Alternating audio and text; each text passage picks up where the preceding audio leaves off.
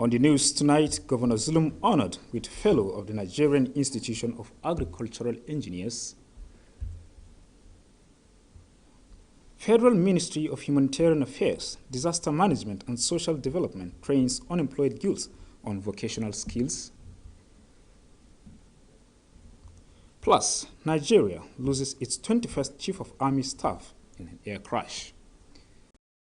And welcome to NTA Maiduguri News at 7. We are reaching you live from our studios this Saturday, the 22nd of May 2021, which is also the 10th of Shawwal 1442 after Hijrah. I am Jedwa John Jestini. Glad to have you join us. Governor Babagana Umar Zulum has been conferred Fellow of the Nigerian Institution of Agricultural Engineers in the 2021 prestigious Fellowship Awards. The fellowship conferment was held during NIAE's inauguration of National Executive Committee at the Nigerian Society of Engineers headquarters in Abuja. Maimuna Garba reports. Presiding over the investiture, President of the Nigerian Society of Engineers, Dr. Babagana Mohammed, recognized Governor Zulum's pursuit of excellence in the engineering profession. Governor Babagana Umar Zulum expressed appreciation to the institution for finding him worthy to be conferred with the Fellowship Award and assured to uplift the standard of the engineering profession. The governor said investiture of the highest NIAE's award will further give him courage and determination to redouble effort toward uplifting the lives of Borno people. He reaffirmed his commitment to public service delivery, part of which is to continually ensure that all public projects in Borno State meet the highest engineering standards. In Maiduguri, Maimuna Garba, NTA News. 40 unemployed youths in Borno have received starter packs at the end of 3 days intensive vocational skills training as part of pilot phase program organized by the Federal Ministry of Humanitarian Affairs, Disaster Management and Social Development. The beneficiaries are expected to engage in trades that will enhance their quality of lives. Maimuna Garba again reports. That you people give us, it will help us, help the community and help our family. Because many of us, we have the skill, but we don't know how to start it. But you people encouraging us, make us the zeal that we can do it. Kaje Komi is one of the 40 youth who participated in the vocational skill training and was given a starter pack. Other participants got bathing kits and generators, sewing machines and digital phone recharger for business, among others. The vocational skill training was part of the Humanitarian Ministry's quest for durable solutions to prevent and counter violent extremism, considering the nation's huge human and natural resources, especially if properly harnessed, could bring about development and economic growth. It is also to engage the teeming unemployed youth in a meaningful venture to enable them become self-reliant. Commissioner for Women Affairs Zuwaira Gambo commended the Minister of Humanitarian Affairs, Disaster Management and Social Development, Sadiya Umar Farouk, for unwavering support to people of Borno and concern shown to their plight in the face of lingering security challenges. She enjoined the beneficiaries to make judicious use of the starter kits and commended Borno State government for supporting the program. More youths are expected to benefit from next phase of the training. In Maiduguri, Maimuna Garba, NTA News. Using modern ways of producing healthy and hygienic animal milk for human consumption formed the main topic of discussion during a training organized for 120 women in Mafa local government. The workshop, organized under the Federal Ministry of Agriculture, is aimed at settling animal rearers at Ruga grazing areas. Murjanatu Hassan was there for NTA News. The Ruga project was initiated by the Buhari-led administration in 2020 with the aim of educating pastoralists on using modern ways of producing healthy milk and prevent animals from experience during grazing, as well as provide healthy environment for milk processing, among others. Director, Federal Ministry of Agriculture in Maiduguri Bukar Musa, and Commissioner, Ministry of Animals and Fisheries Development, Comrade Juliana Bitrus, in their separate remarks, said the training is part of Ruga project targeting at 3 Ruga grazing areas of Mafa, Askira, and Tamshikawa in Borno. According to them, the program, which started with 120 women from Ganaram in Mafa, will be settling the pastoralists at Ruga Community Village built by the federal government after receiving the training. Chairman Mafa Local Government Abacha Kagu and Special Advisor to Governor Babagana Umara on Animal Resources and Coordinator Ruga Project Tijani Gwani Mohammed lauded the foresight of the governor for facilitating the program. While calling on the women to use opportunity given to them and learn healthier ways of processing milk in a clean environment, they also promised to sustain the program and make it a success. In Maiduguri, Mirjanatu Hassan, NTA News.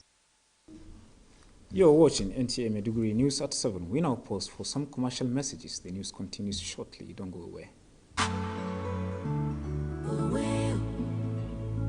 When you come into the Glow Cafe, you're in for a world of treats. Not only can you monitor all your voice and data usage with ease, buy, share, borrow, and gift data and airtime in the smoothest ways, pay for any services of your choice using your airtime or your bank card, and manage or change your tariff plan to any plan you prefer seamlessly. You can also add friends, get sweet rewards, and so much more. Oh, and don't forget, if you ever need to recharge outside the Glow Cafe app, just dial star 805 hash to purchase airtime or data through your bank. So, step into your Glow Cafe today. Just dial star 777 hash or download the Glow Cafe app today.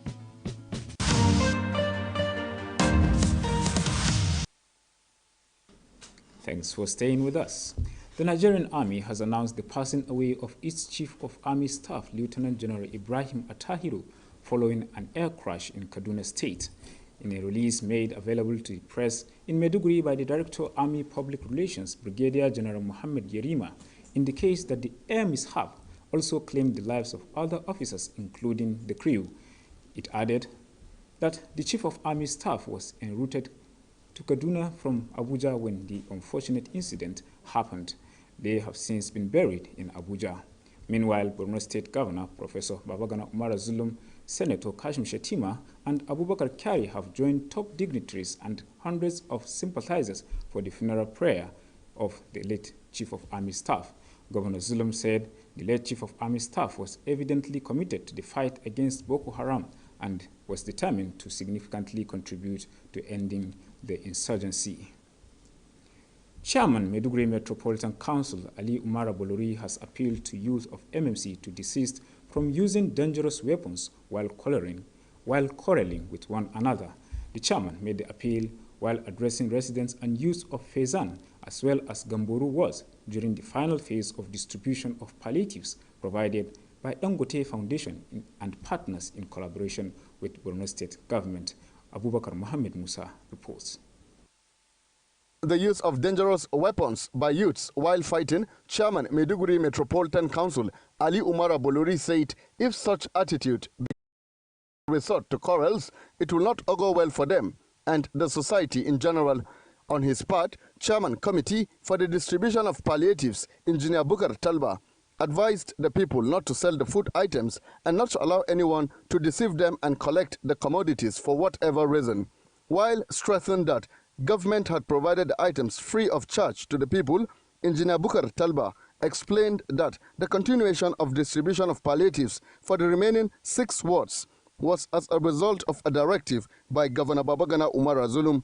On behalf of other councillors, Councillor of Gamboru Ward, Modu Ba'aji, praised Borno State Governor, the donors, members of Committee for Distribution of Palliatives, MMC Chairman, as well as officials of SEMA, among others. In Maiduguri, Abubakar Mohammed Musa, NTA News. Tailoring as an act of craft and design also serves as a good business among men and women, particularly promoting self-reliance among teeming unemployed youth in the metropolis. Dennis Kefas Dibal, in this special report, takes a look at tailoring business and its overall significance to the citizenry. Tailoring is a global phenomenon which is the act of designing, cutting, fitting, as well as finishing of materials that originated from French word tailor, meaning to cut and sew, which dates back to the Middle Age in European towns.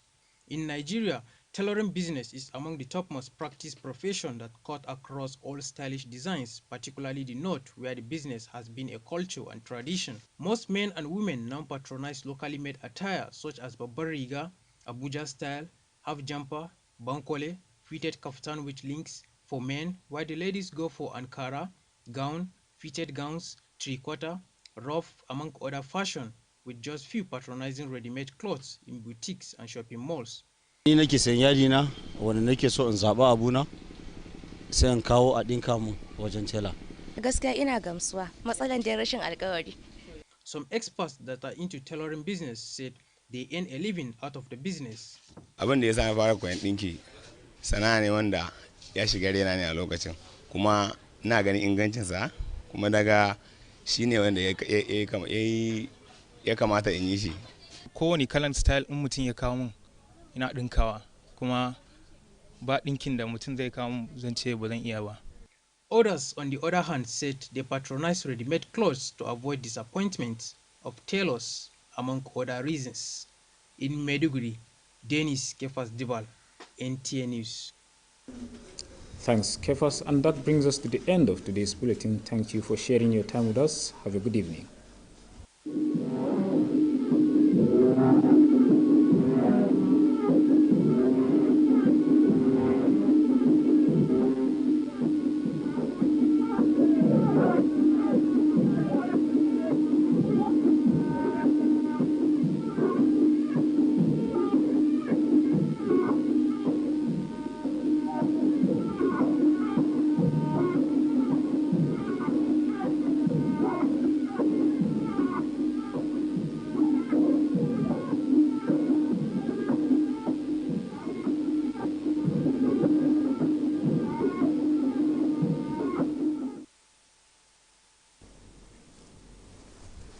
gwamna bana mara zulmo darajan galwa na shadin hukuma maranta da yanzu duren yama bare su adi da wurza sadana hukuma fasal bana da kanji mariya kan daram da adi ci dubulmi ci da ba su sandi kan video yero sanya kriya da warzana kura askraye kan pinliko tilon mi na sha tajirwa da marailan naskun za turtana. Assalamu alaikum harmil wartu sanguro da yiwo kuruso tusro fasari a right lam kanure hukumar television NTA Maiduguri birnin Kirelan kusub da kan tawo da seville da ka unzu me wusa duniyar da video luko indin ga gira alayhi salamin kan tawo na sarai me ka findin indin sadu indin pindin tilon hawar karatu man do umma iya maji gwamna kare professor bana marazulun mo darajan galwa na sha hukumar maranta nzundure agriculture yaso adi na sha sadu independent ne ada da urza sarna darajan galo ne bula abuja shiro sanna Allah lun wakile me muna garba yandir hawar da suruna fumaren kura karabka da dr bana muhammad guljin nadin na sha kasa da nam kama bana marazulun me sorna nan kadro daraja da shiro chodo no bana marazulun me askran za to suna fasal adma ada shiro ganatir alai hamarja ci tare da zin na sha ne kan daram da yanzu ada ngal woturo no ngomnay adro suttu hukuma adama ade shiro ada kon yanzuru daraja nimgal wa sama so shiro sarana e kono fasal de nimma zor cida de kandaram kriye borne adro jamara ma kundu kunte sorono alay hamraja awa sanna ma sasirin na sha fasal de kandaram no yanzu duye adama ada haftu yalas to da cina Shitubuli sandi kampi de waido in chida ba so dro na sha samno ilmu ilmun ziraye kawya ke sanna isro ladan hata fasal da in kariya don na sha don shi sanya kuriya sama sa sandiro hukuma da in kandaram adama ne adangalu tiye da bula abuja ide cina wono wakinde memuna garba andira har ada krasai ladan kishana shiro kaje komisen adama adi shi masuro chitubuli ne kampi de wedin beji fasal ada suwandu na wono sandiga de gapsna mai sandiro a wodo kala kumti so hata injin generator so keke duto so sama sa sadana sana sanya fasal sanya kare adama ada na sha nya kasa da ran shi da ram de ladan kandaram ne kazira in lardi ada hulutu nyama da lardi Allah faidatu hata da kandaram jamana masai ada ngalotu kunten sarono shi tibulmi uci da ba so adama ado lamar ada kandodo kalan zaro faidata kandaram za sama so arono kishana kandaram ne kishana in galwati yazo ya ragan boy lamar adama ade kala ladan sadiya umar faruk ka za suna futu kanji marin za jami'a kuriya borno adama ada hoktu da shi lamar Allah zuktun zai kalan to da sandiro cina kare Allah faidata kuma gwamnati kuriya borno da yara askar zina lamar adama ada jama'ar masoro da wurtun zai gawan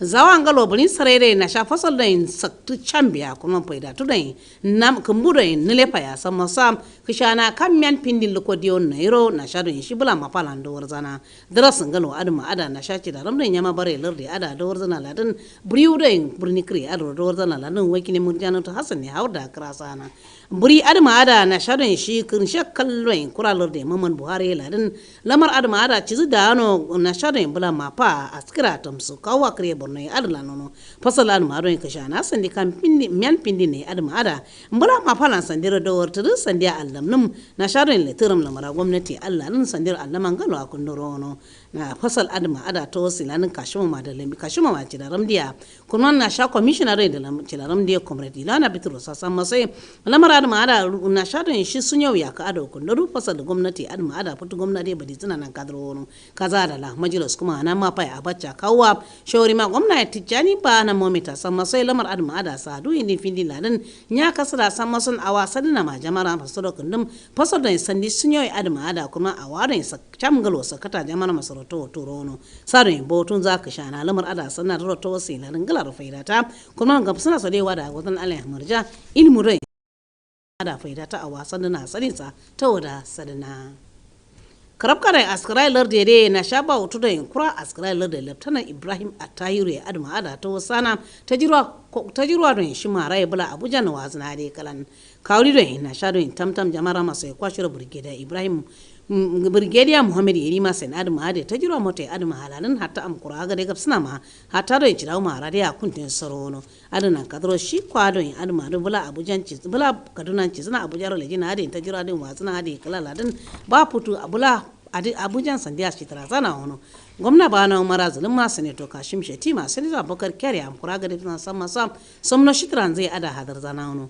gwamna Zulum me kwad ma hadar Rashidi yakin daram da Boko Haram ada kriwtera cizu da zana ro naskun zero kada su lalle zana kaza da la yero adrin mkillen za ali umara bolore ci dibmi yero adrin mkillen za ya san masorom awaro in lwala satrin na kurman awa bundu so kashe salam paida tro katar hono aduma da sauran jamara ma don bula ngro pizania ga mure burni kri aduma ado na sha da tiram samtula don shi dan gwatiya gwamnati kriye borno ala to wasila nan wakina kuma sai andir har da to wasuna putuna yankin da ramda ka kaza salam faida tum kamnum sa godo adi kala ladin kaza da lad ma di ada gana yaro kin da ramda jamara masala banna jini hatta da jamara masamma sa legin nono adro sutu kaza da la samtala lamar de injiniya bukar talbai jama'a sadaro wande kare ya sanna sanna ma ada akwai salari kuma jamara masayro sadin yono sutun sau gwamnati kriye adu mari ci tare da zana fasal adu mara ngura araka gapsna madero na share bano mara zalime wawan tsircha samgin nono ngaw adi la din nguro gambore la den askran za to sana futu ne sande samtala ada ka kallo sanna eklan ciraren keke adu mari na sha sanya muko ye kuma sanya kan bosoro kan daram ne sanya ngalo jamara masu ada suri ne amren cida ba asaro faida jin nono wakin da denes kefa sai za ndiro faida fasala da ma da sunna ladan larnan jela ladan shi ciraren keke adu mara kan bosoro numgon ya faida ta san masoro sanin nono adu nan kazo kan bosoro kishana kama san masa na shari fasal alama na kuludu to so kurman gamaje kaniru so gamaje gare gab suna san masa so tutin na kashuriye sandiya kan daram ne jamara masu adi sagon za sarule za sandiro ningi asadi nono la so adu ma ade futu da ingulzel marin sanya adu ma ade gana yirom kan daram za roza na sandiro faida jin sa to da sanna am gare gab suna masu le futu dai sandite la ade kar zanzanan kadro sandiya kare tututuna ce sudin shima hangal zai surusa to da sadana har me ande lo wartuso fajara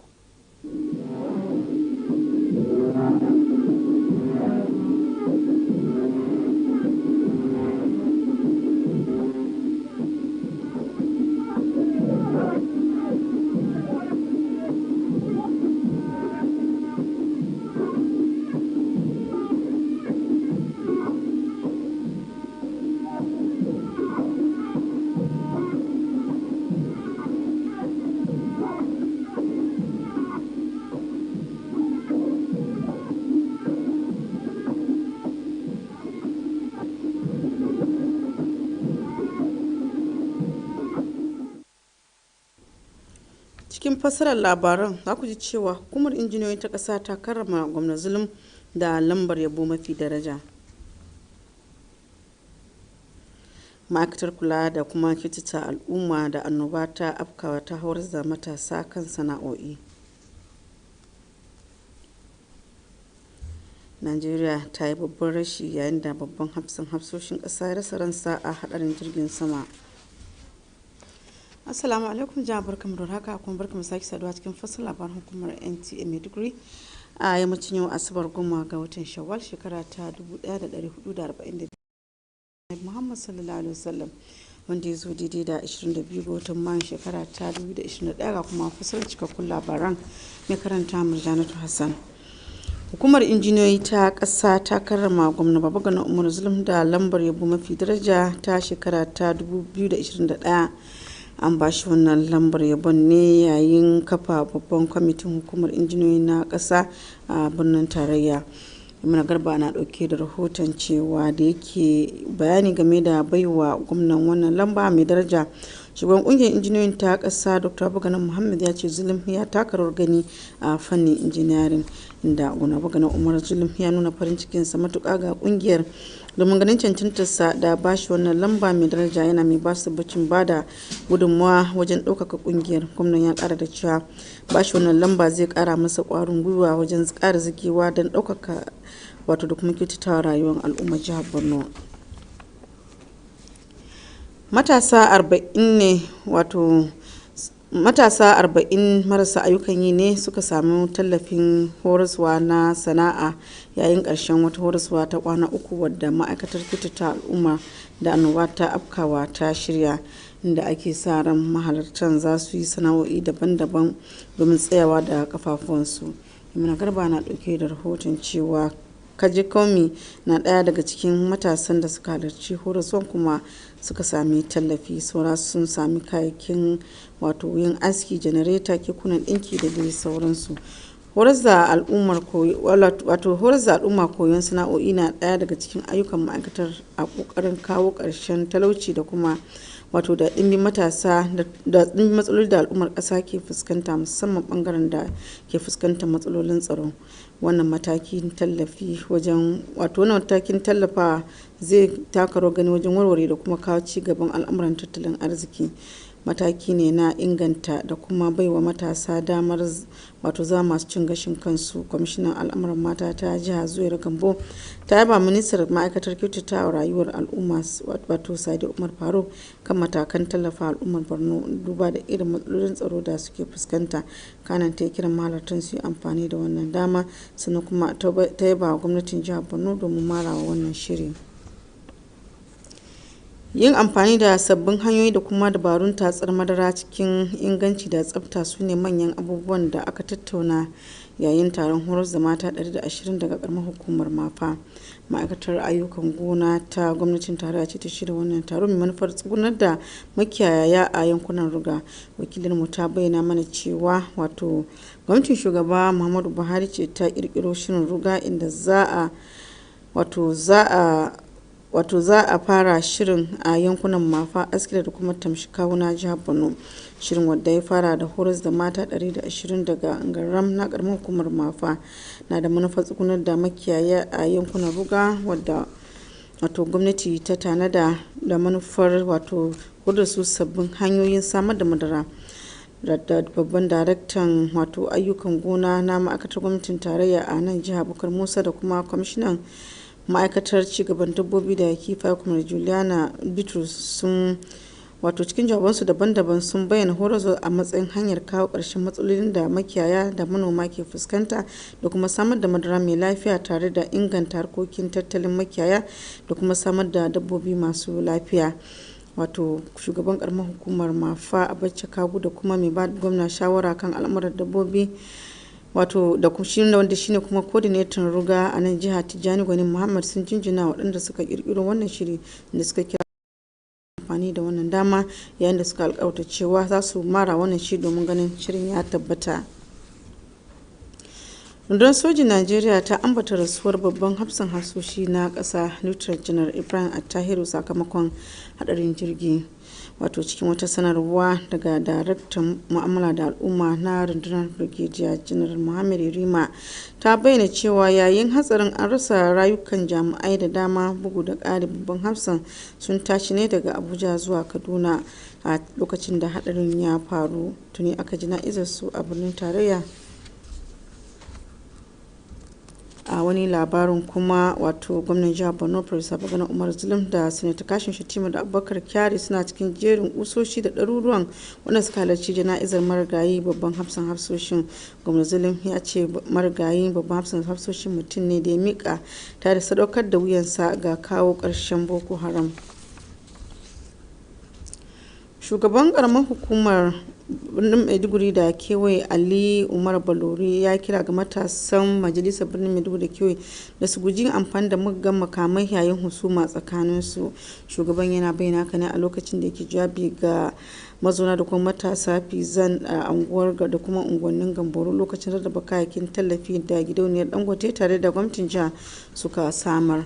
Abubakar Muhammad Musa ya shaida mana cewa da yake Allah wadai da yin amfani da muggan makamai a tsakanin matasan. Shugaban majalisar birnin Maiduguri da kewaye Ali Umar Balori ya ce hakan yana haddasa fitina kuma wata barazana ce babba ga al'umma baki daya.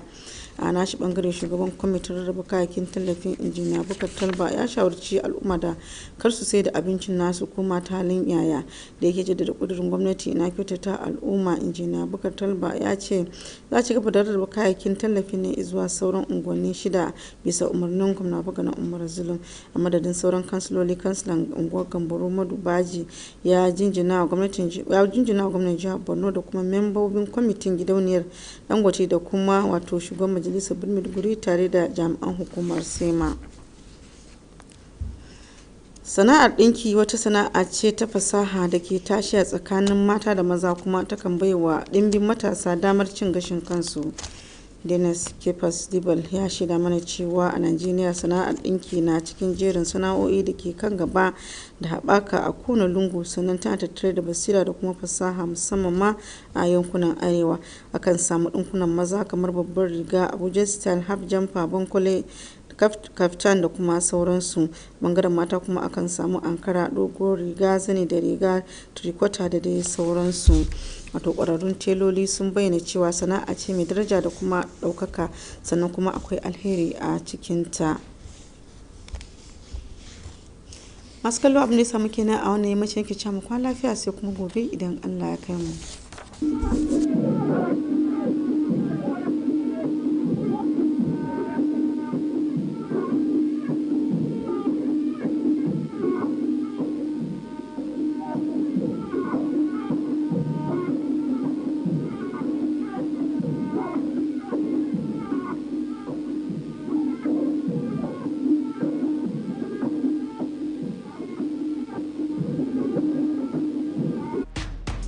Prize hunt from 1xBet.